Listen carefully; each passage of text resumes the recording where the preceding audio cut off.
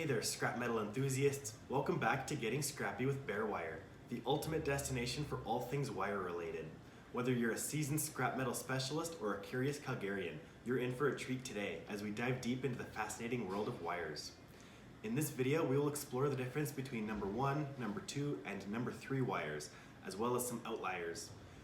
We got an electrifying lineup for you, so grab your gloves and let's get scrappy with Bare Wire. This video is packed with tips and tricks you won't want to miss. Separating your wire grades will always result in better prices at the scales, so stay tuned. Insulated copper wire powers everything that makes our modern world turn. It may not look like much, but this wire plays a crucial role in keeping our lights on and our gadgets running. From household wiring to industrial applications, insulated wire can be found almost anywhere. More than half of the copper mined from the ground will be used to produce insulated wire. Starting off with our insulated number 1 wire, we are looking for copper strands that are 12 gauge or larger. That means at least the thickness of a pencil lead. Number 1 wire represents our highest grade of insulated wire, with normally between 50 and 80% copper recovery. We are looking at very stiff wires with one layer of insulation. You can have some bare copper in there with no change to your pricing. Down a grade from that, we have house wire, also called Loomex. While it has the same gauge of thickness as your high grade recovery, this wire has an extra layer of insulation, meaning it's closer to 50% copper recovery. When sorting this wire, it is acceptable to have higher grade recovery mixed in with no change to your price as long as it all classifies as number 1 insulated. The next grade down, we have number 2 insulated, which we define as insulated stranded hair wire and all tinned wires. These wires have a copper recovery between 35 and 65 and will include all wires smaller than your number 1 insulated per strand. Starting off with our bottom grade number 2 wire, we have 35%, which most commonly consists of extension cord wire or cab tire. The lower recovery is due to this wire having 2 layers of rubbery insulation and even more fibrous insulation throughout. If you remove one of these layers of insulation, you can level your wire up to a 45% insulated grade. Then, with only one layer of insulation and a healthy amount of copper on the inside, we can call that a 50% copper recovery. Lastly, in our number 2 category, we have the high recovery 65%, which normally comes in welding wires or battery cables. These wires are packed with copper and usually have copper connectors that do not have to be removed as long as no tinned metal goes into the number 1 insulated. All plug-ins need to be removed from your wire.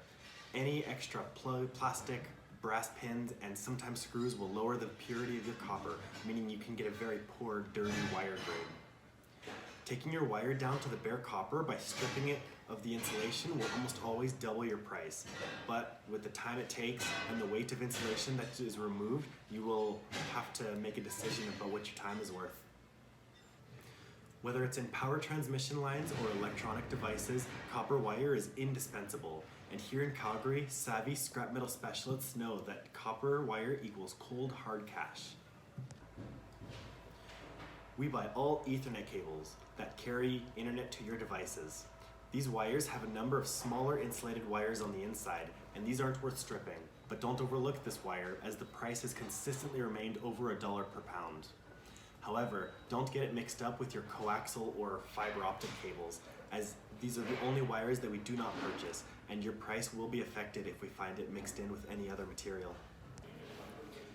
BX wire contains a pair of number 1 insulated wires with an MLC aluminum sheathing the full length of the wire. Tech cable would have the same properties as BX wire, except that it has more insulation on the inside and outside and can appear significantly heavier. URD cable has aluminum cables on the inside and bare bright copper on the outside, making it easy to strip and cash in some bare bright. Lastly, we do purchase aluminum wires, but the price is a long shot away from the value of copper, so please keep these metals far away from each other. From low voltage to high voltage and everything in between, these wires are the backbone of our infrastructure. If you know where to look, they're a valuable resource waiting to be reclaimed. Sorting and organizing your wire collection is key to maximizing profits at the scrapyard. Separate your wires by type and remove all non-copper components for the best price. Keep in mind you can strip your wire to the bare copper for 2 times the cash, or just ensure that your material is organized for the best price at the scale. Organization always pays off. And there you have it, folks, the electrifying world of wires. Next time you come across a tangle of wires, remember there's treasure waiting to be discovered. If you found some interesting wires or have tips to share, drop them in the comments below. Don't forget to like, subscribe, and hit that notification bell for more wire adventures right here on Getting Scrappy with Bare Wire. Thanks for tuning in, and until next time, stay scrappy, Calgary.